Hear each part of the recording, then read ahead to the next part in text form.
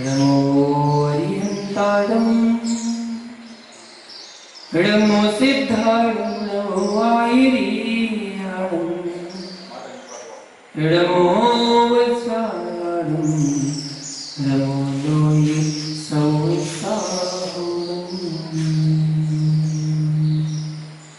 जय गुरुनाथ सत परमेश्वर भगवान की परम पूज्य गुरुदेव आचार्य मेरा सबर जी महाराज की अहिंसा में विश्व धर्म की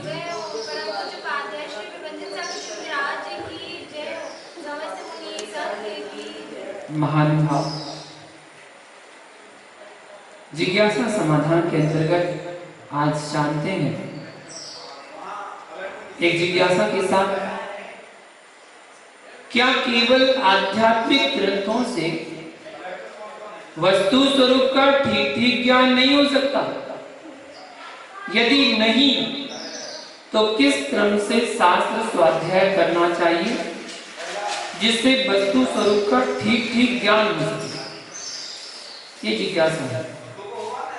तो समाधान करते हैं। आध्यात्मिक ग्रंथों में बहुधा जीव द्रव्य का शुद्ध निश्चय की अपेक्षा से कथन होता है और शुद्ध निश्चय में द्रव्य की केवल शुद्ध अवस्था का कथन करता है। शुद्ध अवस्था वस्तु द्रव्य की शुद्ध पर्याय है।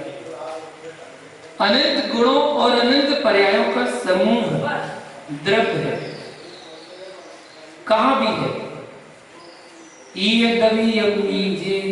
अर्थ पज्जया बियण पज्जया जापि तीदाणां गदभूदा आवदियंतम हवदिदब्बम। एक द्रव्य में जितनी अति अनागत वर्तमान त्रिकाल संबंधी अर्थ पर्याय या व्यंजन पर्याय है उतना ही द्रव्य है। केवल आध्यात्मिक ग्रंथों की स्वाध्याय करने वाले अक्सर जीव द्रव्य की शुद्ध अवस्था मात्र को ही जीव द्रव्य मान बैठते हैं। पर द्रव्य के निमित्त से जीव की अशुद्ध पर्याय होती है।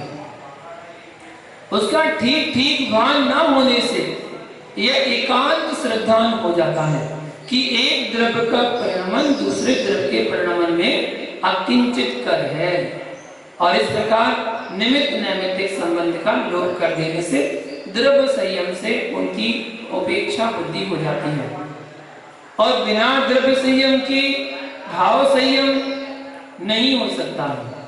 कहा भी है न तासाम भाव संयमोस्ति भाव संयमा बिना भावी वस्त्राब्जु पादा नान्यथानु पपत्ते। उनके भाव संयम नहीं है क्योंकि उनके भाव असंयम का अविनाभावी वस्त्रादिक का ग्रहण करना नहीं बन सकता।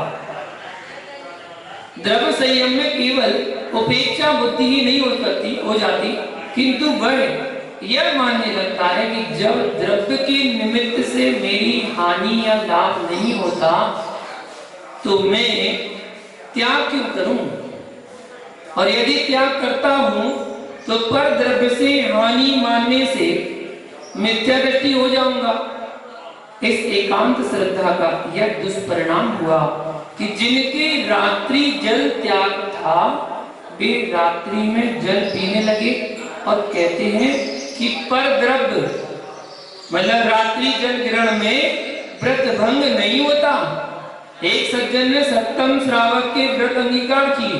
क्षुल्लक व्रत के अभ्यास के लिए केवल एक लंगोट और एक चादर रखते थे किंतु आत्मधर्म मासिक पत्र को पढ़ना प्रारंभ कर दिया जिसका परिणाम यह हुआ कि उन्होंने फिर वस्त्र ग्रहण कर लिए। रात्रि में भोजन करने लगे। ढाबा अर्थात होटल का बना भोजन खाने लगे। यहाँ तक ही नहीं जिनके बहुत दिनों से हर प्रकार की सवारी का त्याग था वे भी अब निशंक रेल मोटर आदि की सवारी करने लगे। रेल या मोटर की सवारी में जो पहले पाप था क्या अब वह पाप नहीं रहा? आजकल बहुधा मात्र आध्यात्म ग्रंथों का स्वाध्याय करने वाले अध्यात्म का वास्तविक स्वरूप ना समझकर एकांत मिथ्यात्व का प्रचार कर रहे हैं, जिसके कारण अनेक भोले दिगंबर जैन भाई भी सत्य मार्ग से च्युत होकर एकांत मिथ्या मार्ग में लग गए। श्रीमान जैन धर्म भूषण ब्रह्मचारी शीतल प्रसाद जी ने समय सार टीका की भूमिका में इस प्रकार लिखा है। यह समय सार ग्रंथ बहुत उच्चतम कोटि का एक अति गहन और सूक्ष्म मोक्ष मार्ग पथ है। इस पर वही चल सकता है जो पहले और बहुत से उन ग्रंथों का मनन कर चुका है, जिनमें इन 7 तत्वों का विस्तार से व्याख्यान है। इसलिए उचित है कि मुमुक्षु जी द्रव्य संग्रह, तत्वार सूत्र, सर्वार सिद्धि, गौमन सार, जीव कांड, कर्म कांड आदि का अवश्य अभ्यास करें। तो भी प्राचीन काल के अनेक रोगी किस तरह कर्म रोग रहित हुए और भावों को क्या क्या फल होता है, इनके दृष्टांतों का वो जानने के लिए श्री ऋषभ देव आदि 63 महापुरुष व अन्य महापुरुषों के चारित्र को कहने वाले प्रथमान युग का अभ्यास करें। समझना, यहाँ बताया गया जैन वाङ्मय में 4 प्रधान विभाग हैं, प्रथमान योग, कर्णान योग, चरणान योग, द्रव्यान योग। इन चारों का नाम उल्लेख आचार्य ने इसी क्रम में किया, इसलिए इनका अध्ययन भी इसी क्रम से करना चाहिए। क्रम का उल्लंघन करने पर व्यक्ति को ज्ञान अभिमान हाथ आता है, जीवनोत्थान नहीं। ऐसा जिनेन्द्र वर्णी जी ने कर्म रहस्य पुस्तक में बताया है। तो पहले 63 सलाह का पुरुष जिनको कहते हैं, उनके चारित्र का वर्णन करने वाले ग्रंथ प्रथमान योग, इनका अभ्यास करें। जिस लोक में ये सब चरित्र हुए, उसका विशेष स्वरूप जानने के लिए त्रिलोकसार आदि कर्णान योग का अभ्यास करें। गृहस्थ और साधुओं को कैसे बाल आचरण करना, आहार विहार व व्यवहार करना, इनका विशेष जानने को रत्न करंडक श्रावकाचार, पुरुषार्थ सिद्धि उपाय, चारित्र सार, मूलाचार आदि चरण योग का अभ्यास करें। फिर पीछे सूक्ष्म आत्म तत्व की ओर लक्ष्य जमाने के लिए परमात्म प्रकाश, प्रवचन सार, पंचास्ति कार्य का अभ्यास करें तथा जैन न्याय का स्वरूप, परीक्षा मुख आदि ग्रंथों से जाने। फिर जो कोई इस समय सार ग्रंथ का अभ्यास करेगा, वह इसके सूक्ष्म और आनंदमय पद पर स्थिर रहकर अपना हित कर सकेगा। इसी बात का समर्थन कविवर पंडित बनारसी दास जी की जीवनी अर्थ कथानक से भी होता है। वहां उन्होंने बताया है कि समय सार पढ़कर उन्होंने जब तब प्रतिक्रमण आदि छोड़ दी, हरि त्याग आदि की प्रतिज्ञाएं तोड़ दी, देव को चढ़ाए हुआ नैवेद्य तक खाने लगे। अन्य 3 मित्रों के साथ कुल चारों एक कोठरी में नग्न हो जाते थे तथा कहते थे कि हम मुनि हो गए हैं। वे बनारसी दास आदि जिन प्रतिमा की निंदा करते थे, रात दिन का विचार न करके पशु की तरह खाते थे। अर्थ कथानक प्रस्तावना पृष्ठ 34 पर ऐसा लिखा हुआ है। बनारसी दास आध्यात्मिक ग्रंथों के स्वाध्याय का निषेध नहीं है, या निषेध नहीं बताया गया, किंतु इतनी योग्यता होने पर ही उनका स्वाध्याय करना उचित है।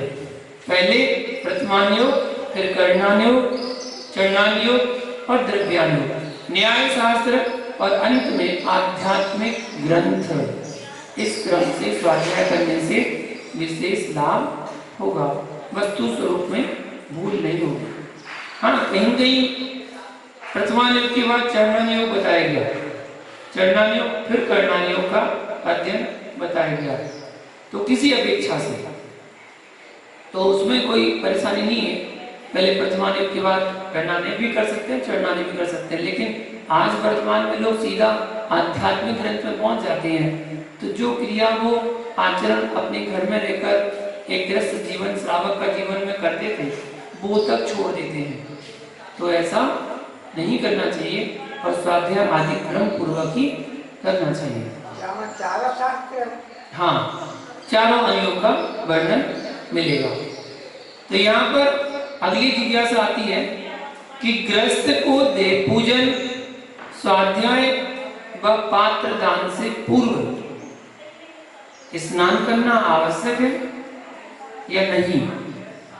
यदि बीमारी के कारण गृहस्थ स्नान न करे तो क्या वह पूजन आदि नहीं कर सकता है? जिज्ञासा समाधान करते हैं। रात्रि को निद्रा लेने के कारण और सुबह को शौच आदि क्रिया के कारण गृहस्थ का शरीर अपवित्र रहता है। गृहस्थ के 5 पापों का सर्वथा त्याग भी नहीं है, जिसके कारण उसका मन भी पवित्र नहीं रहता है। इसलिए गृहस्थ को स्नान करके ही शरीर और मन की शुद्धि पूर्वक स्वयं पूजन करनी चाहिए। इस विषय में श्री भाव संग्रह ग्रंथ में इस प्रकार कहा गया है। फासुए जलेर ए हाइए पडिमसीए वथाइम गंपितम ठाणम ईर्या बहम च सोइए उपविसियम पडिम आसीन। 426 नंबर गाथान बताया। पूजा करने वाले गृहस्थ को सबसे पहले प्राशुद्ध जल से स्नान करना चाहिए, फिर शुद्ध वस्त्र पहनकर पूजा करने के स्थान पर जाना चाहिए तथा जाते समय ईर्या पर शुद्धि से जाना चाहिए। वहां जाकर पद्मासन से बैठना चाहिए, ऐसा बताया गया। देव शास्त्र व गुरु महान पवित्र है, अतः देव पूजा, शास्त्र स्वाध्याय तथा पात्र दान के लिए मन, वचन व काय की शुद्धता की आवश्यकता है। काय की शुद्धता के लिए स्नान व शुद्ध वस्त्र होने चाहिए। यदि बीमारी के कारण गृहस्थ स्नान नहीं कर सकता है तो उसको स्वयं पूजन न करके दूसरों के द्वारा पूजन कराना चाहिए और पूजन की अनुमोदना करनी चाहिए। स्वयं शास्त्र स्वाध्याय न करके दूसरों से शास्त्र सुनना चाहिए। स्वयं पात्रदान न देकर दूसरों के द्वारा दिए गए पात्रदान की अनुमोदना करनी चाहिए। बिना स्नान किए गृहस्थ के पूजन आदि करने से शास्त्र आज्ञा का उल्लंघन होता है। गृहस्थ के आरंभ आदि का त्याग न होने से स्नान का भी त्याग नहीं है। अतः गृहस्थ को प्रतिदिन प्रातः स्नान करना चाहिए और स्नान करके शुद्ध वस्त्र पहनकर प्रतिदिन पूजन करनी चाहिए। पूजन करते समय देव के गुणों का स्मरण होता है, जिससे कर्मों का संवर और निर्जरा होती है। जिन पूजा का फल मोक्ष सुख है, कहा भी गया है। स्तुति पुण्य गुणोत्कीर्ति स्तोता भव्य प्रसन्नधि निष्ठिताथो भवान स्तुत्या फलम नैश्रियसम सुखम।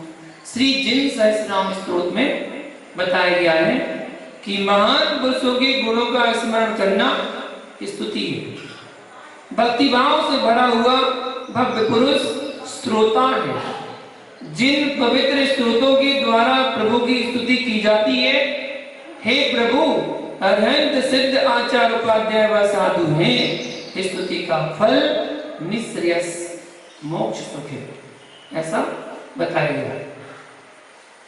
आगे की जिज्ञासा करते हैं और बताते हैं क्या गृहस्थी अंग ज्ञानी हो सकता है?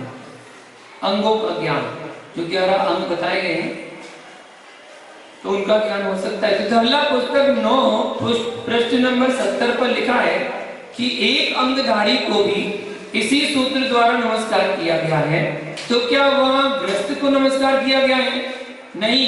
वसुनंदी श्रावकाचार्य ने गृहस्थ को सिद्धांत ग्रंथों जो कि गणधर या सुरत केवली द्वारा रचित हो, उनके पर्दे का निषेध किया गया है।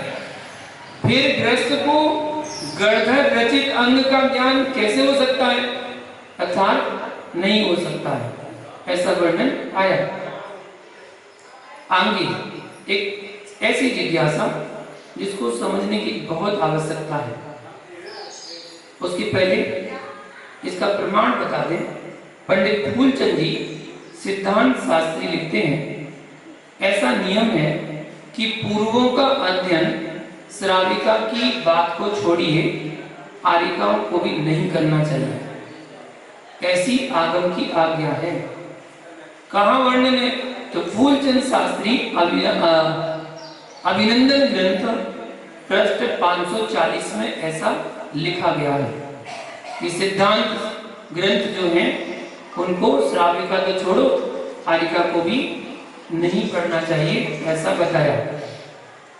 पूर्वों का अध्ययन जो पूर्व में उनकी बात बता रहे ये बताया, और बताया कि 14 पूर्वों की वाचना वृत्ति श्रावक को तो नहीं दी जा सकती, जिसने महावृतों को अंगीकार किया है ऐसी आरिका को भी नहीं दी जा सकती, ऐसा पंडित फूलचंद जी सिद्धांत शास्त्री का लेख तुलसी प्रज्ञा नाम में दिया है।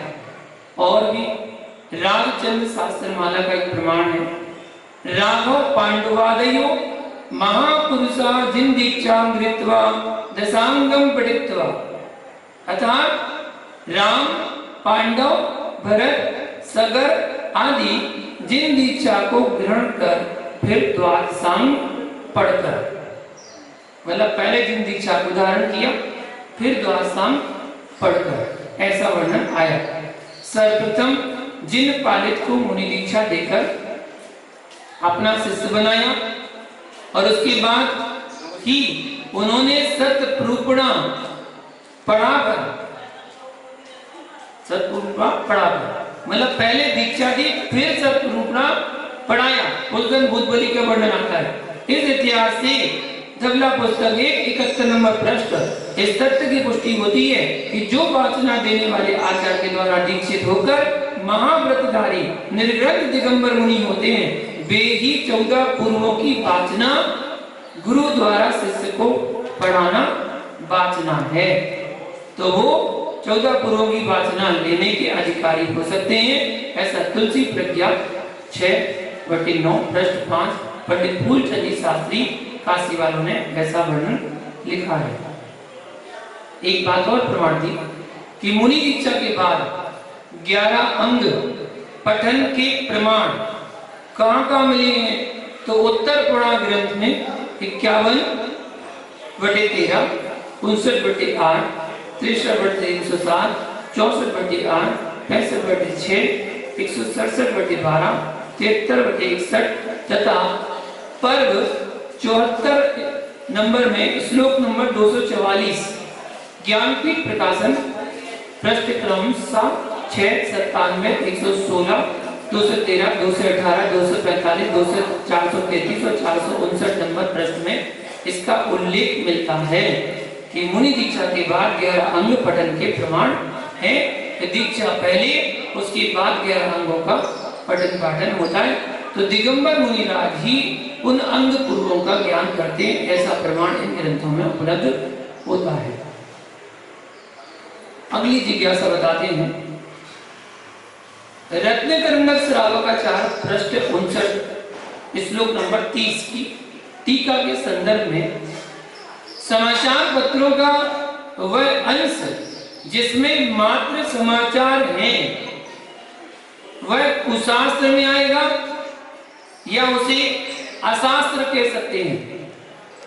तो यह समाधान बताते हैं कि समाचार पत्रों का समाचार अंश हिंसा आदि का पोषक नहीं है, अर्थात हिंसा आदि तथा विषय कसाय आरंभ में धर्म नहीं बदलाता है, अतः वह कुशास्त्र तो कहा नहीं जा सकता है, वह अंश विकता है तथा उसका पढ़ना व सुनना अनर्थ दंड है, यदि उससे पारमार्थिक या लौकिक कार्य की सिद्धि होती है तो अनर्थ दंड नहीं है।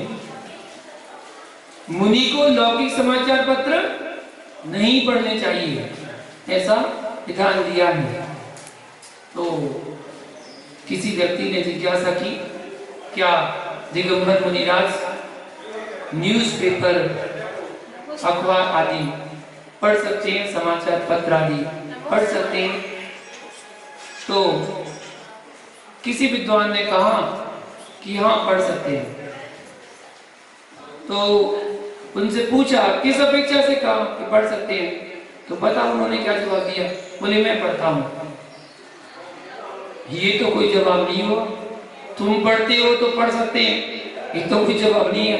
आगम सिद्धांतों का कथन तो नहीं है। इसलिए मुनिराजों को निषेध है कि वो समाचार पत्र आदि ना पढ़े जहां पर हिंसा आदि पांचों पापों का व्याख्यान वर्णित किया गया है, जहां सप्त व्यसन की कुंजी दी गई है, जहां पांचों पापों की एक किताब बना दी गई है, पांचों पापों का वर्णन है। वहां पर इतनी हिंसा हो गई, वहां पर इतना चोरी हो गई, वहां पर कुशील हो गया, वहां उसने इतना धन संपत्ति का ऐश्वर्य जोड़ लिया।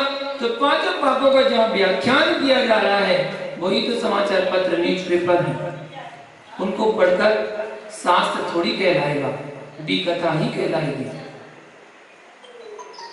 जहां शास्त्र स्वाध्याय हो रहा है वहां बैठकर उस शास्त्र स्वाध्याय को सुनना, वाचना सुनना, वह आपका स्वाध्याय कहलाएगा। यदि उसके स्थान पर आप अन्य बातों को चर्चा में ले रहे हैं, समाचार पत्र की संबंधी घटनाओं की चर्चा कर रहे हैं, तो वो कुशास्त्र में आ जाएंगे और विकथा के अंतर्गत उसको लिया जाएगा। विकथा में लगे हुए हैं, इसलिए सुशास्त्रों का अध्ययन हमें करना चाहिए। अब यहाँ पर शास्त्रों का स्वाध्याय तो बता दिया, अब इस स्वाध्याय संबंधी जिज्ञासा आई कि पठन पाठन में अकाल समय कौन सा माना गया है, मतलब ऐसा कौन सा काल है जहां पर हम स्वाध्याय नहीं कर सकते हैं। तो यहाँ बताया कि 12 प्रकार के तप में स्वाध्याय श्रेष्ठ है। इसलिए पठन पाठन के अकाल समय का अवश्य ज्ञान होना चाहिए कि हमें किस समय शास्त्र स्वाध्याय नहीं करना चाहिए, उसके बारे में बता रहे हैं।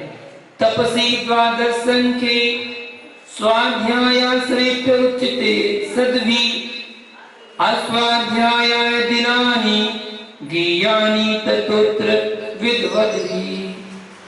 यहाँ बताया साधु पुरुषों ने 12 प्रकार के तप में स्वाध्याय को श्रेष्ठ कहा है।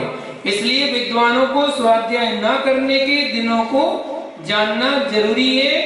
किन दिनों में हमें स्वाध्याय नहीं करना चाहिए, तो कौन से दिन है वो, तो प्रमाण सहित बताते हैं कि धवला पुस्तक 9 पृष्ठ 257 258 में इसका वर्णन देखना चाहिए। यह बताया पर्वसु नंदीश्वर वरम हिमा दिवसेषु चौपरागेषु सूर्या चंद्रमसोरपि नाध्येयं जानता वृत्तिना अतिथि दुःखितानां रुद्रतां संदर्शने समीपे च स्तन्यो इलु विद्युत बृहस्पति वृष्टया उल्का निर्घाते।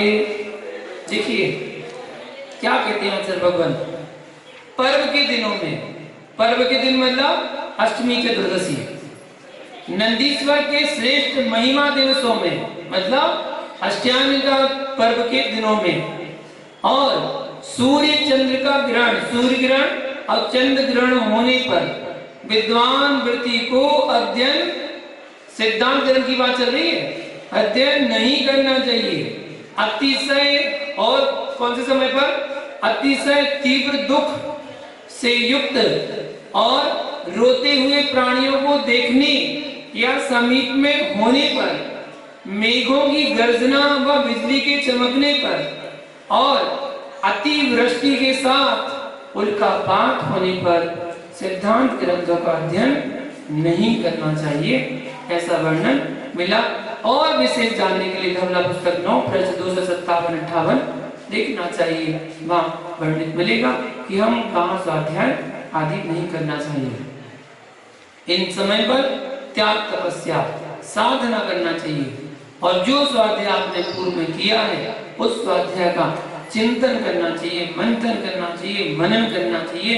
जैसे कि एक त्रेंच करता है, त्रेंच से सीखो। क्या त्रेंच जब कुछ भोजन करता है, सेवन करता है, तो उसको पहले वो खा लेता है, और खाने के बाद जब वो बैठता है ना तसल्ली से, तो फिर उसकी वो जुगाली करता है। जुगाली मतलब चबाता है। तो जो खाया है उसी को ही चबाता है। तो जो तुमने शास्त्र में सुना है, पढ़ा है, उसी को ही चिंतन करना है। वही तो जुगाली है, इसी को जुगाली कहते हैं। तो वो जुगाली भी करे। ऐसा नहीं कि हमने बस शास्त्र उठाया, शास्त्र सुना और पढ़ते गए पढ़ते गए पढ़ते गए आगे पढ़ते गए, बस उसको एक बार भी जाना ही नहीं कि हमने पढ़ा क्या है। वो तो बचपन की कहावत हो जाएगी सामने। तो बच्चा कहता है कि मुझे याद नहीं होता। तो क्यों नहीं होता? बोले आगे पाठ और पीछे सपाट, बस यही चल रहा है। आगे तो मैं पढ़ रहा हूँ, आगे तो मैं समझ रहा हूँ, आगे तो मैं अच्छे से जान रहा हूँ, लेकिन पीछे हमने क्या पढ़ा भूल गया, याद ही नहीं है। तो इसलिए शास्त्रों का तत्व चिंतन करते रहना चाहिए। इसलिए यहाँ पर अष्टमी चतुर्दशी के जो पर्व बताए गए हैं, उन पर्वों में स्वाध्याय का चिंतन करें। 7 दिन में जो पढ़ा, तो एकम से सप्तमी तक अष्टमी में चिंतन करो, और नौवीं से त्रयोदशी तक जो पढ़ा, चतुर्दशी में उसका चिंतन करो। बस मनन करो, मंथन करो, वही आपके लिए उपयोगी है, और उससे आपको स्मरण में रहेगा, और वो आपको उपयोगी में रहेगा। तो ऐसी जगह पर, ऐसे समय पर जो आपको निषेध बताए, उन दिनों शास्त्र का स्वाध्याय नहीं करना चाहिए। तो फिर किस काल में ग्रंथ पढ़ना चाहिए? अब जिज्ञासा आई। तो श्री धवल ग्रंथराज खंड 4 पुस्तक 9 पृष्ठ 255 व 257 तक, गाथा नंबर 93 व 106 से 109 तक यह लिखा है कि दावा नल का धुआं होने पर तथा परवादी के दिनों में अध्ययन नहीं करना चाहिए। यदि अध्ययन किया जाएगा तो अनिष्ट फल होगा। प्रश्न यह है कि वे कौन से शास्त्र हैं जिनका अध्ययन नहीं करना चाहिए, ये जिज्ञासा है। तो समाधान करते हुए कहते हैं, मूलाचार पंचाचार अधिकार में भी काल शुद्धि का कथन करते हुए यही बतलाया गया है कि चंद्र ग्रहण आदि के समय स्वाध्याय वर्जित है। वहां पर बतलाया है निम्न ग्रंथों की स्वाध्याय काल शुद्धि के समय करनी चाहिए, अस्वाध्याय काल में नहीं करनी चाहिए। इन ग्रंथों के अतिरिक्त आराधना सार आदि अन्य ग्रंथों की स्वाध्याय अकाल में भी की जा सकती है। इसी प्रकार का कथन मूलाचार प्रदीप छठा अधिकार श्लोक नंबर 32 से 37 में बताया गया है। और मूलाचार प्रदीप के जो श्लोक है उसमें क्या बताया? तो यहाँ बताया कि ये गाथाओं में श्लोकों में बताया गया है कि अंग पूर्व वस्तु तथा प्रावत जो गणधरों के कहे हुए हैं तथा प्रत्येक बुद्ध श्रुत केवली अभिन्न 10 पूर्वधारी के द्वारा कहे हुए हैं, उन ग्रंथों को स्वाध्याय के काल में ही पढ़ना चाहिए, अस्वाध्याय काल में नहीं पढ़ना चाहिए। आराधना ग्रंथ, मृत्यु के साधनों को सूचित करने वाले ग्रंथ, पंच संग्रह, प्रत्याख्यान तथा स्तुति के ग्रंथ, 6 आवश्यक को कहने वाले ग्रंथ, महाधर्म कथा ग्रंथ, सलाका पुरुषों के चरित्र ग्रंथ आदि जितने अन्य ग्रंथ हैं, उनको स्वाध्याय के अतिरिक्त अन्य काल में भी पढ़ सकते हैं। समझ में आया? कौन कौन से ग्रंथ पढ़ सकते हैं आप? सलाका पुरुष ग्रंथ, मतलब प्रथमानिक का कोई भी ग्रंथ, क्योंकि वो सलाका पुरुष संबंधी है, तो आप प्रथमानिक का कोई भी ग्रंथ आप पढ़ सकते हैं। पंच संग्रह, महाधर्म कथा, 6 आवश्यक को बताने वाले ग्रंथ, जहाँ पर देव पूजा, गुरुपाठी, स्वाध्याय, संयम, तप, प्रदान, ये 6 आवश्यक कर्तव्य हैं जिनकी वर्णन जहाँ पर बताया गया, आप उनका अध्ययन कर सकते हैं। और स्तुति, स्तुति मतलब जिनेन्द्र भगवान की स्तुति, उसके लिए समय नहीं देखा जाता है। लोगों ने अर्थ का अनर्थ निकाल दिया, लोग निषेध करने लगे, भक्तामृत स्तोत्र मत पढ़ना, कल्याणमय स्तोत्र मत पढ़ना। क्यों नहीं पढ़ना भाई? क्या पढ़ना? भक्तामृत स्तोत्र हो, कल्याणमय स्तोत्र हो, इनमें जिनेन्द्र भगवान की स्तुति है। भक्तामृत स्तोत्र में आदिनाथ भगवान की स्तुति है। महावीर स्तोत्र में महावीर भगवान की स्तुति है, स्वयंभू स्तोत्र में 24 तीर्थंकर भगवान की स्तुति है। तो स्तुति पढ़ने के लिए क्या समय देखा जाएगा? सुबह दोपहर शाम रात देखी जाएगी? नहीं, स्तुति पढ़ने का कोई समय नहीं होता है। स्तुति तो आप कभी भी पढ़ सकते हैं। और क्या बताया? मृत्यु के साधनों को सूचित करने वाले ग्रंथ कौन है? वो भगवती आराधना ग्रंथ, मरण करने का ग्रंथ, जिसमें संलिग्ना का वर्णन दिया गया है। कब जीव को मरण करना चाहिए, कैसे समय करना चाहिए, क्या क्या त्याग करना चाहिए, पूरा विधान वर्णन जिन ग्रंथों में है। जिस समय मान लो सपोज आपके परिवार में किसी को संलिग्न धारण करनी है, यदि आपको संलिग्न धारण कराने का ज्ञान ही नहीं हो, आस पास नगर में कोई साधु भी नहीं है, त्यागी वृत्ति भी नहीं है, और आपने ग्रंथ का अध्ययन नहीं किया हुआ है, तो आप क्या अपने परिवार के सदस्य की संलिग्न करा पाओगे? नहीं करा पाओगे। जब जिस बात का ज्ञान ही नहीं है तो क्या करा पाओगे? यदि थोड़ा बहुत आपने स्वाध्याय किया होता तो हो सकता है उस छपक की जो संलिग्न लेने के भाव रखता है, आप उसकी समाधि करा सकते थे तत्काल में। तो ऐसा अध्ययन आप कर सकते हैं। आराधना ग्रंथ, मृत्यु के साधनों को सूचित करने वाले ग्रंथ, पंचसंग्रह, प्रत्याख्यान तथा स्तुति के ग्रंथ, 6 आवश्यक को कहने वाले ग्रंथ, महाधर्म कथा ग्रंथ और सलाका पुरुषों के चारित्र ग्रंथ आदि जितने अन्य ग्रंथ हैं उनको हम स्वाध्याय के अतिरिक्त अन्य काल में भी पढ़ सकते हैं। ऐसा नहीं कि जो स्वाध्याय काल उसी में पढ़ सकते हैं, आप कभी पढ़ सकते हैं। इसलिए मैं अक्सर कहता हूं कि जिनेंद्र भगवान को घर में विराजमान कर नहीं सकते आप, क्योंकि घर में आजकल तो अशुद्धियां हो गई। पहले के घर तो रही नहीं, पहले के घर तो बंगला होते थे, और बंगले में एक कमरा, एक घर अलग से जिन मंदिर का बनाया जाता था, जिसको चैत्यालय के नाम से, गृह चैत्यालय के नाम से जाना जाता था। और यदि कोई किसी की बिल्डिंग भी है 3-4 फ्लोर 5 फ्लोर की, तो वो अगर चैत्यालय बनाता था तो वो टॉप फ्लोर पर बनाता था, सबसे ऊपर, जहां पर किसी श्रावक के आने जाने में पैर ना पड़े, तो उस जगह पर वो चैत्यालय आदि का निर्माण करता था।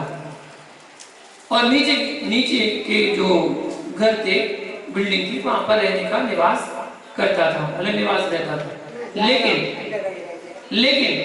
यदि आप एक फ्लैट में रहते हैं, आप एक फ्लैट में रहते हैं और फ्लैट के ऊपर फ्लैट बने हुए हैं, उस फ्लैट में 3 कमरे हैं, एक रसोई है और आप उसमें रह रहे हैं एक फ्लैट में जहां पर आपका आने जाने का साधन है, और वहीं पर आपने गृह चैत्यालय में जिनेंद्र भगवान की प्रतिष्ठित प्रतिमा रख दी, तो आप अभिनय कर रहे हैं प्रतिमाओं की, वो प्रतिमाओं की अभिनय चल रही है। अगर आपने वहां पर चैत्यालय बनाए तो, क्योंकि वहां पर आप जूते चप्पल पहन के भी निकल रहे हैं, सॉक्स पहन के भी निकल रहे हैं, आपके परिवार की जो महिला आदि हैं वो मासिक धर्म से भी हो रही है, तो वहां उनकी अशुद्ध भरगड़ाएं फैल रही हैं। इस कारण से उस फ्लैट आदि में आपको प्रतिमा आदि विराजमान नहीं करना चाहिए। गुरु विराजमान हो नहीं सकते आपके यहाँ, देव विराजमान हो नहीं सकते हैं, तो अब क्या बचा?